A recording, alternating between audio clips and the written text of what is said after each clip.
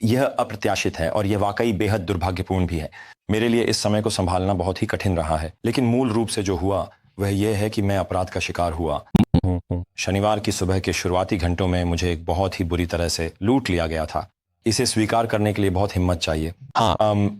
क्योंकि सच कहूं तो इस प्रक्रिया में मैंने सब कुछ खो दिया है। हाँ। तुम जानते हो, मेरा फोन ले लिया गया, मेरी पहचान से छेड़छाड़ की गई और मेरे बैंक खातों को खाली कर दिया गया। लेकिन सबसे अहम बात यह है कि उनमें से एक डिजिटल वॉलेट था और इसलिए क्रिप्टो करेंसी को वापस पाना काफी मुश्किल है। तो अब मैं मूल रूप से इस सच्चाई का सामना कर रहा हूं कि मुझसे सब कुछ छीन लिया गया है और हकीकत यह है कि मुझे लगभग फिर से शुरुआत करनी होगी। हाँ। अब यह सब काफी विडंबनापूर्ण है, क्योंकि असल में मैं जो काम करता हूं और अपना समय जिस तरह बिताता हूं वह सच कहूं तो युवाओं को उस रास्ते पर जाने से रोकने की कोशिश करना है जो अक्सर अपराध की ओर ले जा सकता है।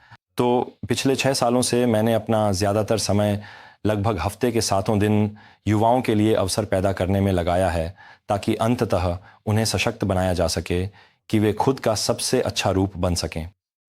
और यह सब वास्तव में आत्मविकास के बारे में है, तो अचानक अपराध का शिकार होना काफी विडंबनापूर्ण लगता है।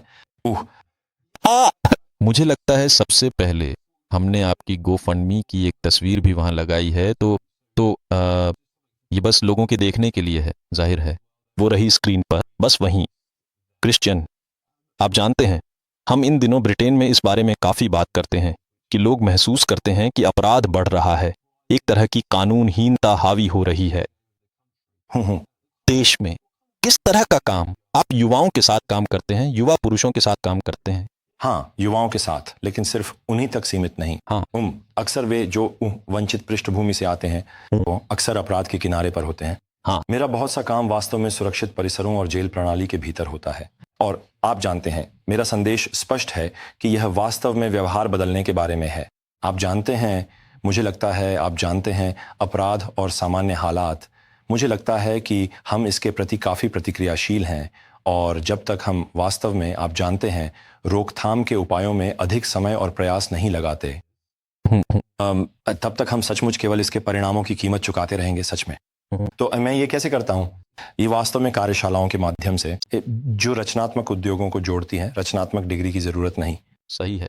और इसी तरह आप जानते हैं, अब केवल 2 ही जगहें हैं जहां आप बिना पैसे खर्च करने की उम्मीद के जा सकते हैं, पार्क और पुस्तकालय।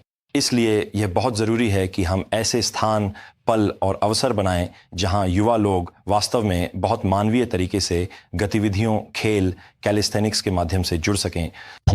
Body weight training, break dancing, आप जानते हैं, ऐसी चीजें जो मूल रूप से मुफ्त हैं, लेकिन अक्सर उनका ठीक से प्रचार नहीं होता।